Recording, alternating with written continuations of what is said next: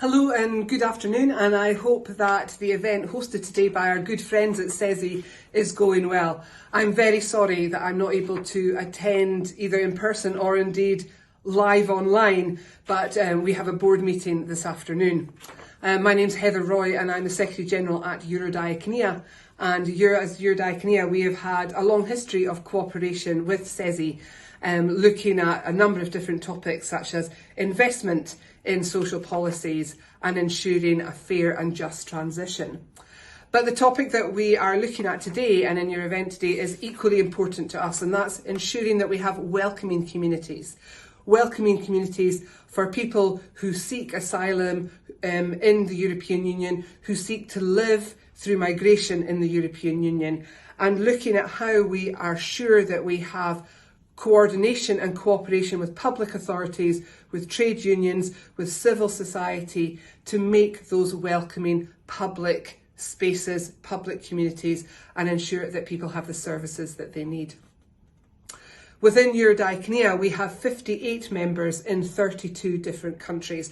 So our membership is beyond the European Union. So we also see the impact of migration between European countries as well as within the European Union, but also those who come from other parts of the world into Europe. So our members are very active in the field of migration and trying to ensure welcoming, inclusive communities. Our members are predominantly providers of social and healthcare services, which are often commissioned by public authorities.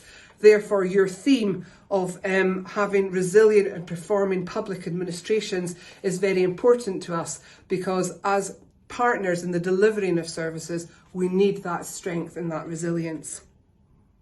So what have we been doing? Well, ever since migration has been around, EURODIACONIA members have been active in the area of migration, welcoming people to Europe, trying to ensure that everybody is valued and it matters, that everybody has access to the services that meet their basic needs, such as housing, healthcare, minimum and adequate income, where possible, quick and easy accessibility to the labour market. I'm sure that's something that will be discussed here today. But for us at EURODIACONIA, we see much success comes in migration when people are able to access work, education or training. So we would encourage that to be something that's available to all migrants in Europe. And I say all because obviously the last year or so has seen the response that we've had to migrants and refugees coming from Ukraine and the use of the Temporary Protection Directive. And we very much welcomed the use of the Temporary Protection Directive. But of course, what we see now is that we have two levels of migrants, two different categories of people: those who get access to almost everything that meets their basic needs and more through the Temporary Protection Directive, and those for whom different reasons, and we can have many debates on what those reasons are, but for other reasons do not have the same access. And one of the concerns we have about welcoming communities, and particularly looking towards the next European elections, is we start to see competition emerging amongst different groups of migrants, and the sense of because they are them, we do not get what we need. So we have to be really careful about this othering and about this competition.